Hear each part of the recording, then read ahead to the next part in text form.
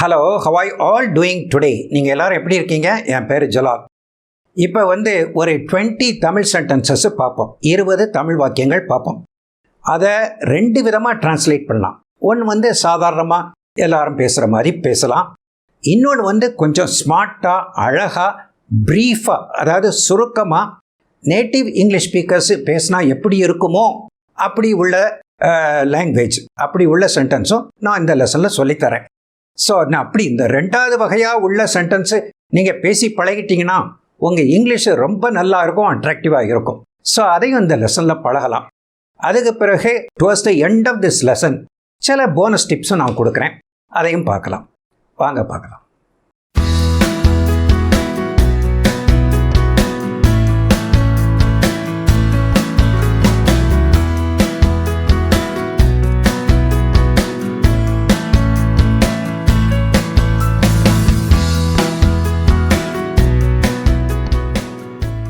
இப்போ first sentence பார்க்கலாம். நமக்கு நாமே துணை, நம்ம காரியத்தை நம்ம தான் செய்யணும் அப்படிங்கிறது. ஸோ இதுக்கு சாதாரணமாக எப்படி சொல்கிறது அப்படின்னு பார்ப்போம். we have to learn to take care of ourselves. to take care of ourselves, நம்மளே கவனிச்சுக்கணும். டேக் கேர் ஆஃப் அப்படிங்கிறது. இதை கொஞ்சம் வேறு விதமாக சொல்கிறதா இருந்தால் we have to fend for ourselves. fend, FEND, fend. we have to fend for ourselves அப்படி சொல்லலாம். ஏன் இங்கு வந்தாய் அப்படின்ட்டு ஒருத்தர் கேட்குறாரு. why did you come here அப்படிங்கிறது சாதாரணமாக கேட்கக்கூடிய கேள்வி. why did you come here? இதை what brought you here அப்படி கேட்கலாம். what brought you here அப்படி கேட்கலாம். நெக்ஸ்ட்டு, தோல்வியை கண்டு பயப்படக்கூடாது. we should not be afraid of failure. we should not be afraid of failure. இதை பல விதமாக எப்படி கேட்கலாம் அப்படின்னு பார்க்கலாம்.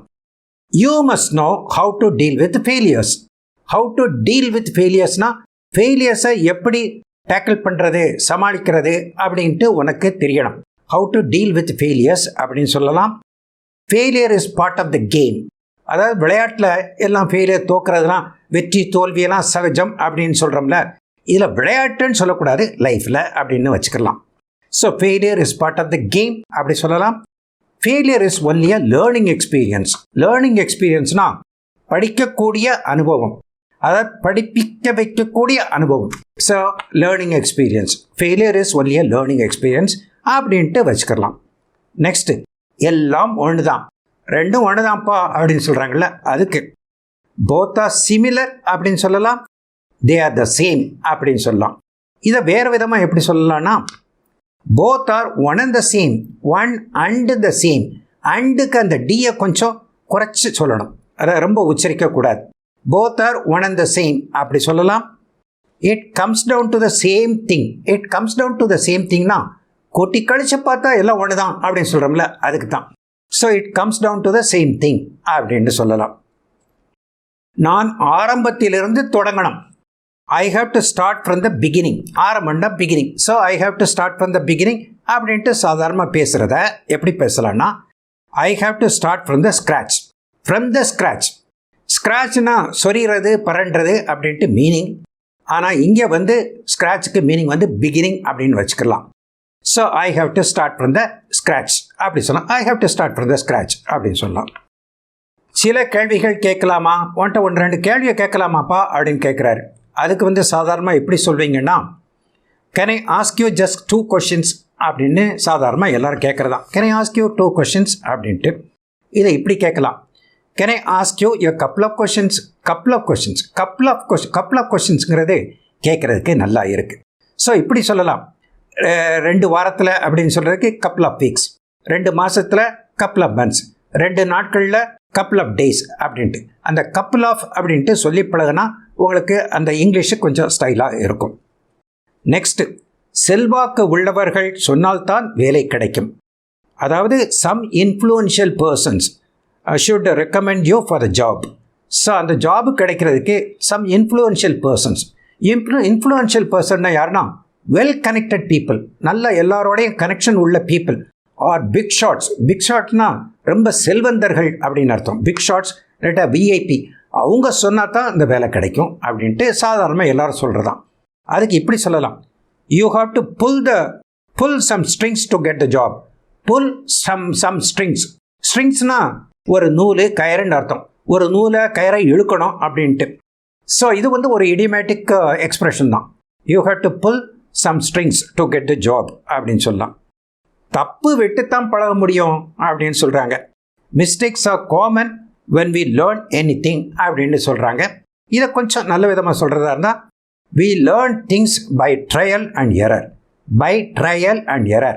ட்ரையல்னால் முயற்சி பண்ணுறது, எரர்னால் தப்பு விடுறது. முயற்சி பண்ணலாம், தப்பு விடலாம், அப்படியெல்லாம் நாம் பழகணும் அப்படின்னு சொல்கிறாங்க.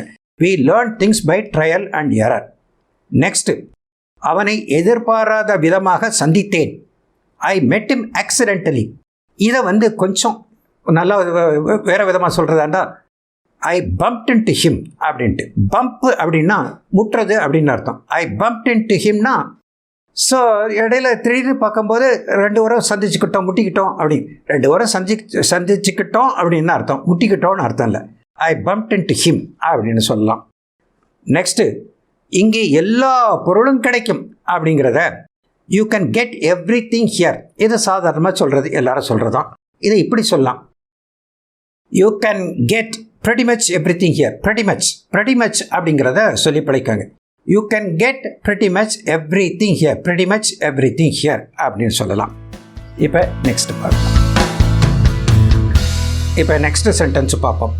மாலுக்கு, மால்னா ஷாப்பிங் மாலுக்கு சும்மா பொழுதை கழிப்பதற்காக சென்றோம் அப்படிங்கிறத சாதாரணமாக எப்படி சொல்லுவோம்னா we went to the mall just to spend some time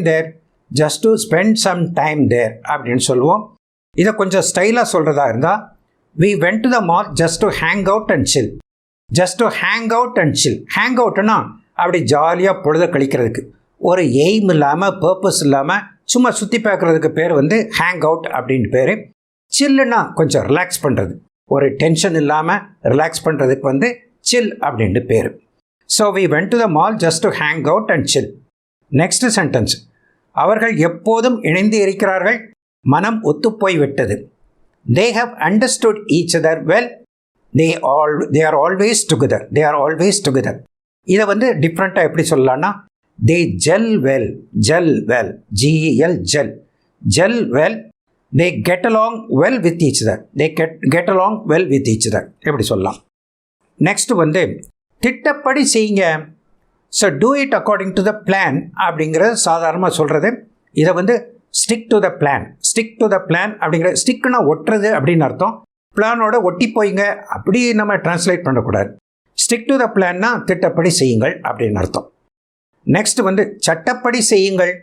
two according to the rules. Obey the rules இப்படிலாம் சாதாரணமாக சொல்கிறத இப்படி சொல்லலாம். ஃபாலோ த ரூல்ஸ் அப்படின்னு சொல்லி சிம்பிள் அண்ட் நைஸ் பாருங்கள். ஃபாலோ த ரூல்ஸ் அப்படி சொல்லலாம். Stick to the rules. ஸ்டிக்னா ஒட்டுறது, ஸ்டிக் டு த ரூல்ஸ் அப்படின்னு சொல்லலாம். அபைட் பை த ரூல்ஸ், இது நல்ல இது ஃப்ரேஸ். அபைட் பைங்கிறது, abide by the rules. Don't flout the rules. ஃப்ளவுட்னா முறியடிக்கிறது, அதாவது தப்பாக செய்கிறது. So don't flout the rules அப்படின்னு சொல்லலாம். நெக்ஸ்ட் வந்து நாள் முழுவதும், அதை எப்படி சாதாரணமாக எப்படி சொல்கிறாங்கன்னா த என்டையர் டே அப்படின்னு சொல்கிறாங்க, ஃபுல் டே அப்படின்னு சொல்கிறாங்க. இதை எப்படி சொல்லலாம்னா ஆல் டே லாங். அதாவது it was raining yesterday all day long. நேற்று முழுவதும் மழை பெஞ்சது அப்படிங்கிறது ஆல் டே லாங். ஒரு நாள் விட்டு மறுநாள், இதை எப்படி சொல்வீங்க? ஒன்ஸ் அண்ட் 2 days அப்படின்னு சொல்கிறீங்க. இதை வந்து எப்படி சொன்னால் நல்லா இருக்கும்னா எவ்ரி அதர் டே அப்படின்னு சொன்னால் கொஞ்சம் பெட்டர். Every other day. எப்போதாவது ஒரு முறை, ஒன்ஸ் இன் அ வைல் அப்படின்னு சொல்கிறீங்க. எப்போதாவது ஒரு முறை. இதை வந்து டிஃப்ரெண்ட்டாக எப்படி சொல்லலாம்னா ஒன்ஸ் இன் அ வே அப்படின்னு சொல்லலாம். இல்லாட்டா once in a blue Moon அப்படின்னு சொல்லலாம். ப்ளூ மூன் அப்படிங்கிறது அதாவது நிலவு வந்து நீளமாக இருக்குது அப்படிங்கிறது ரொம்ப அபூர்வம். அதான் once in a blue Moon அப்படின்னு சொல்கிறாங்க. ஒன்ஸ் இன் அ வே. தான் செய்வேன் என்று அடம்பிடிக்கிறான். he says he will only do it. he is adamant. he will only do it அப்படின்னு சொல்கிறான். இதை வந்து இப்படி சொல்லலாம். he is hell bent on doing it. ஹெல்னா நரகம், பென்ட்னா வளைகிறது, நரகம் மாதிரி வளைஞ்சி அப்படி நம்ம டிரான்ஸ்லேட் பண்ணக்கூடாது. he is hell bent on doing itனா ரொம்ப திட்டவட்டமாக அது செய்து தான் ஆவேன் அப்படின்னு சொல்கிறான். he is hell bent on doing it. He stubborn அப்படின்னு சொல்லலாம். அடாமெண்ட், ஸ்டப்பான் அப்படிங்கிறதெல்லாம் ஒரே மீனிங் தான். Next sentence. போக்குவரத்தில் சிக்குவதை தவிர்க்க நான் வெகு சீக்கிரமாகவே கிளம்பிவிட்டேன். I started early to avoid getting caught in the heavy traffic அப்படின்ட்டு சாதாரணமாக எல்லாரும் சொல்லுவோம். இதை இப்படி சொல்லலாம். I started early to beat the traffic. Beat the traffic, to beat the traffic அப்படின்னா டிராஃபிக்கை பீட் பண்ணுறது, அதை ஜெயிச்சு வர்றது, வெற்றி அடைஞ்சு வர்றது, அதாவது டிராஃபிக் இல்லாத சமயத்தில் போகிறது அப்படின்னு தான் அர்த்தம். So I started early to beat the traffic அப்படின்னு சொல்கிறீங்க. கடைசியாக அதைத்தான் நான் நினைத்தேன் அப்படிங்கிறத that is what I thought அப்படின்னு சொல்லுவோம். That is what I thought. இதை எப்படி சொல்லலாம்? I thought as much, I thought as much அப்படின்னு சொல்லலாம். அப்படி தான் நினச்சேன், ஐ தாட் அஸ் மச் அப்படின்னு சொல்லலாம். இப்போ நெக்ஸ்ட்டு போனஸ் பாயிண்ட்ஸ் பார்ப்போம். இப்போ போனஸ் பாயிண்ட்ஸாக ஃப்ரெண்ட்ஸை எப்படியெல்லாம் டிஸ்கிரைப் பண்ணுறது அப்படின்னு பார்ப்போம்.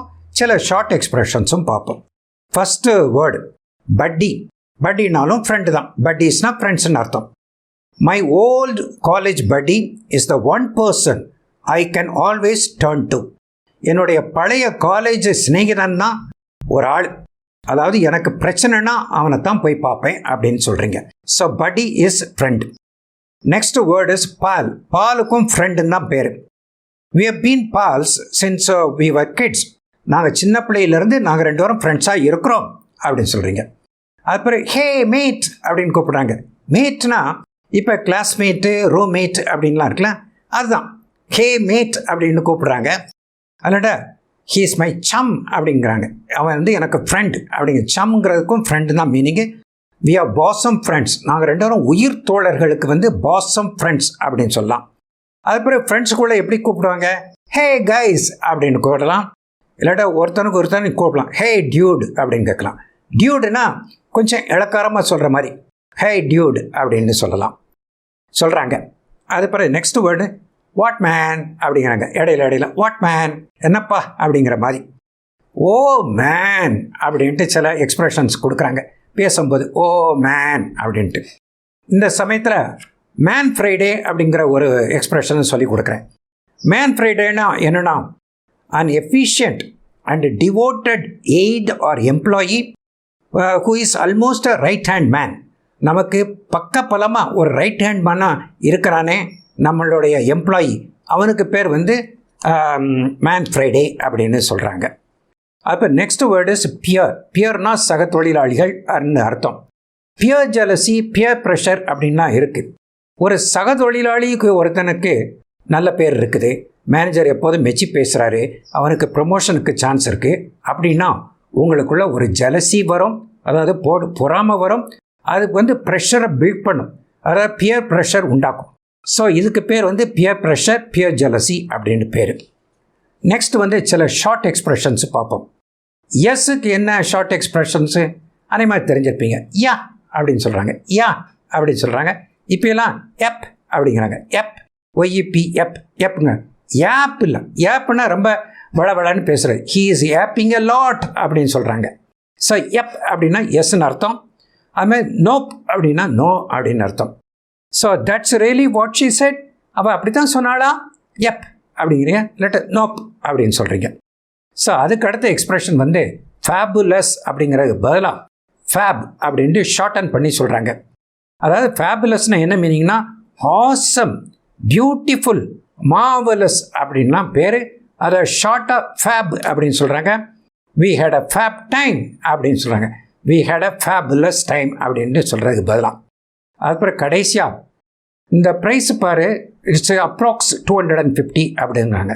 அப்ராக்சிமேட்லி 215 சொல்கிறது பதிலாக அப்ராக்ஸ் அப்படின்னு சொல்கிறாங்க. இதெல்லாம் ஷார்ட் எக்ஸ்ப்ரெஷன்ஸ். ஸோ இன்றைக்குள்ள லெசனில் அந்த போனஸ் பாயிண்ட்ஸில் ஃப்ரெண்ட்ஸை பற்றி உள்ள எக்ஸ்ப்ரெஷன்ஸை பார்த்துட்டோம், கொஞ்சம் ஷார்ட் எக்ஸ்ப்ரெஷன்ஸும் பார்த்துட்டோம். இந்த லெசன் உங்களுக்கு ப்ராக்டிக்கலாகவும் யூஸ்ஃபுல்லாகவும் இருந்திருக்கும்னு நினைக்கிறேன்.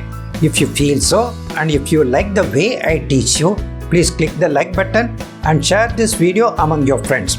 And to watch similar videos, you please click the subscribe button to subscribe to my channel. Thank you very much and bye-bye.